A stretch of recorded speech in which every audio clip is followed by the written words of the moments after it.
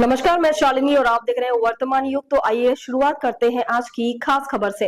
विश्व हिंदू परिषद दुर्गा वाहिनी माता शक्ति के तत्वाधान में वैशाली प्रखंड का दुर्गा अष्टमी एवं शस्त्र पूजन का कार्यक्रम संपन्न हुआ, जिसमें मुख्य वक्ता ऋतु शर्मा सह प्रांत प्रमुख पर्यावरण गतिविधि एवं डॉक्टर अलका तेवतिया प्रांत माता शक्ति संयोजिका ने नारी शक्ति से आह्वान किया कि मां दुर्गा से प्रेरणा लेकर इनके पद चिन्हों पर चलें। साथ ही उन्होंने समाज में नारी की भूमिका पर प्रकाश डालते हुए कहा कि नारी का राष्ट्र और देश के लिए बहुत बड़ा योगदान है। जिस प्रकार से झांसी की रानी अहिल्याबाई होलकर, रानी पद्मावती नारियों ने दुश्मनों से संघर्ष किया और उन्होंने बेटियों को लव जिहाद, नशे के दुष्प्रभाव के प्रति सचेत किया और कहा कि कोई भी बेटी, कोई भी महिला किसी जिहादी के प्रेम जाल में न फंसे। समाज के जन कल्याण में दुर्गा वाहिनी माता शक्ति सदैव कार्य कर रही है और समाज को जन जागरण करने का काम कर रही है। उन्होंने कहा कि नारी निर्माता है। उदाहरण देते हुए कहा कि जब कोई नारी प्रण लेती है तो यमराज से अपने पति को वापस लाने की शक्ति रखती है। जीजाबाई ने शिवाजी को सरकारों से इतना शक्तिशाली बनाया कि मुगलों का नरसंहार कर हिंदू पद पातशाही की नींव रखी। इसी प्रकार से आज की चुनौतियों को देखते हुए नारी शक्ति को इन महान वीरांगनाओं से प्रेरणा लेने की आवश्यकता है, ताकि वर्तमान में देश और समाज पर कुदृष्टि रखने वाले दुश्मनों का नरसंहार कर सके। कार्यक्रम की अध्यक्षता वनस्थली पब्लिक स्कूल की प्रधानाचार्य प्रतिभा सोपोरनी की। रीमा मल्होत्रा मुख्य अतिथि रही। हेमा शारदा ने कार्यक्रम में आई सभी नारी शक्ति का अभिवादन कर धन्यवाद किया। कार्यक्रम का संचालन वैष्णवी पांडे ने किया। कार्यक्रम में विभाग संगठन मंत्री साहिल वालिया, महानगर अध्यक्ष डॉक्टर ब्रह्म कुमार गुप्ता, महानगर मंत्री सुनील चौहान, राहुल सिसोदिया, शिखा सिंह, श्रुति, रिया चंचल, बबली, नरेश उपाध्याय, अमन माहेश्वरी, मनु कौशिक, अनुज सहित सैकड़ों की संख्या उपस्थित रहे।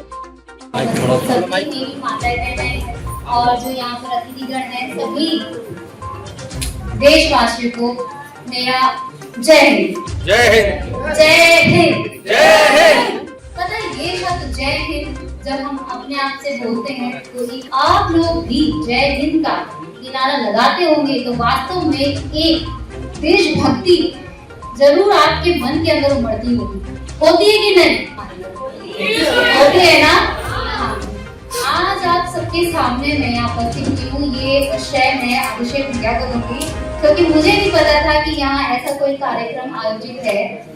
इन्होंने मुझे कल बताया कि हमारी जो ये हिंदू परिषद का एक कार्यक्रम आयोजित होगा, तो आप चलना चाहेंगे क्या? तो मैंने स्पेशली कहा था कि बिल्कुल, भले ही मेरे थाने क्षेत्र में नहीं आता, लेकिन और आप भी वही काम कर रहे हैं जो हम बड़ी बेहतर कर रहे हैं, है कि नहीं? अब हमारे थाने क्षेत्र पे हर वर्ष 3 माह का मिशन शक्ति कार्यक्रम आयोजित होता है। मैंने सोचा कि हमारे साथ में हमारी महिलाओं के लिए जो कार्यक्रम आयोजित करते हैं, क्यों ना मैं उसके बारे में आपको थोड़ा सा बताऊं। शायद आपको क्या पता है मिशन शक्ति अभियान का? नहीं पता है ना? हम जगह जगह अपने थाने क्षेत्र में स्कूल में जाते हैं, चौराहों पर, बाजार में, जहाँ भी हमारी महिलाएं, माताएं, बहनें हम मिलती हैं, हम उन्हें क्या करते हैं, अवेयर करते हैं। समाज में हो रहे विभिन्न प्रकार के अपराधों से भी अवेयर करते हैं और बचाव के तरीके भी उन्हें हम बताते हैं। हमारे थाना साहिबाबाद पर एक मिशन शक्ति केंद्र अभी तक पिंक बूथ, शायद आपने सुना हो, थाने के प्रत्येक इसमें हमारे लिए जो है पिंक बूथ बना है, पिंक बूथ मोहन नगर। ऐसे ही हमारे उच्च अधिकारी गण के दिशा निर्देश और उनके आदेश से अब हर थाने पर मिशन शक्ति केंद्र बनाया गया है। अच्छा, वो किस लिए है? भाई, होने के लिए पिंक बूथ भी था और होने के लिए थाना भी है, तो मिशन शक्ति केंद्र ही क्यों बनाया? तो हमारी वे माताएं बहनें जो थाने पर जाती है, जिनकी कोई समस्या है और हमें आकर के कभी कभी बताती है कि मैडम मैं थाने जाती हूँ, कोई सुनता ही नहीं, कोई रेस्पॉन्स ही नहीं देता। हम प्रार्थना पत्र देते हैं, लेकिन कोई कहकर ये कि ये हमारे इसके नहीं आता, ये दूसरी चौकी से जाता है, आप वहाँ जाइए, वहाँ जाइए, कभी कहीं घुमाते हैं, कभी कहीं घुमाते हैं। तो इसके लिए मैं एज ए इंचार्ज हमारी मिशन शक्ति केंद्र बनाई गई हूँ। तो मेरा जो उद्देश्य है वो ये है कि मैं जितना कर सकूँ उतना मेरे लिए काम होगा। अभी मात्र 1 हफ्ते का ये चला है, 1 हफ्ते से शुरू किया गया है। थाने पर जितनी भी मेरे समक्ष महिलाएं आ रही हैं, मैं पूरी से पूरी तरीके मात्र 1 दिन या 2 दिन के अंदर सोचती हूँ कि निस्तारित हो जाए, उनकी समस्या का समाधान हो जाए। ये ना हो कि उनको चक्कर काटना पड़े, चाहे वो उनका पारिवारिक मामला हो या फिर उनका कोई ऑफिशियल मामला हो या कोई किसी भी तरह की समस्या।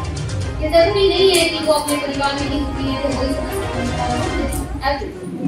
और यही नहीं है, जब वो प्रार्थना पत्र या अपने शिकायत लेकर थाने आएंगे तब से लेकर जब तक वो निस्तारित नहीं होता और उसके बाद भी भविष्य में उसको लेकर उसे कोई भी परेशानी होती है तो वो हमारे संपर्क में रहेंगी।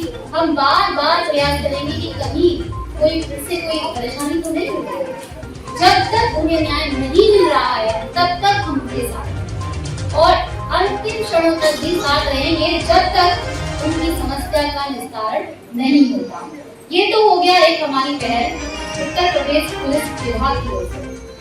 बशर्ते इस भर्ती के अंदर मैं भी आगे की तरह एक महिला हूँ और मैं ये कोशिश करूंगी कि कोई भी महिला जो थाने नहीं आना चाहती, केवल ये सोचती है कि अगर थाने गई तो हो सकता है कि समाज के ऊपर बुरा असर करे, मैं बोलूंगी तो शायद मेरे परिवार में या मेरे रिश्तेदारों में ये बात पता चले और मैं शायद उस स्थिति का सामना ना कर सकूं। तो मैं यही कहूँगी कि मेरा नंबर अभी फिलहाल मुझे नंबर जरूर मिलेगा, वो नंबर मैं जितनों महिलाओं को दे पाऊँ उतनों को दूंगी ताकि कभी भी कोई अगर अपनी मन की बात दिल में कहनी हो तो मैं सुनूं, क्योंकि मैं अपने ही ऊपर उसको लेके चलूंगी जैसे वो मेरे ही जीवन की जैसे वो मैं ही हूँ। अपने को उनकी तरफ रख के देखूं कि मेरे अंदर अगर ऐसी कोई बात है कि मैं कर सकती हूँ उनके लिए तो मैं जरूर करूँ। चाहे उनके लिए कोई चिकित्सा उपचार हो, चाहे कोई काउंसलर की आवश्यकता हो, चाहे किसी भी तरह की मदद करनी हो, मैं जरूर करूँगी। तो मैं आपसे यही आग्रह करती हूँ कि आपके जो प्रोटेक्ट है और भी महिलाएं हैं उन सबको बताइएगा कि मिशन शक्ति अभियान अब केवल एक जमीनी स्तर पर नहीं है, आप एक क्या कहते हैं जीवन स्तर पर चालू कर दिया गया है और जिसमें हम जितना सहयोग करेंगे हमारे खबरों में अब तक के लिए बस इतना ही। फिर होगी आपसे मुलाकात, तब तक के लिए नमस्कार और देखते रहिए वर्तमान युग। ऐसे ही लेटेस्ट अपडेट पाने के लिए हमारे चैनल को सब्सक्राइब करें और तुरंत नोटिफिकेशन पाने के लिए बेल आइकन दबाना ना भूलें। यदि आप हमें फेसबुक या इंस्टाग्राम के माध्यम से देख रहे हैं तो हमारे पेज को फॉलो जरूर करें। धन्यवाद।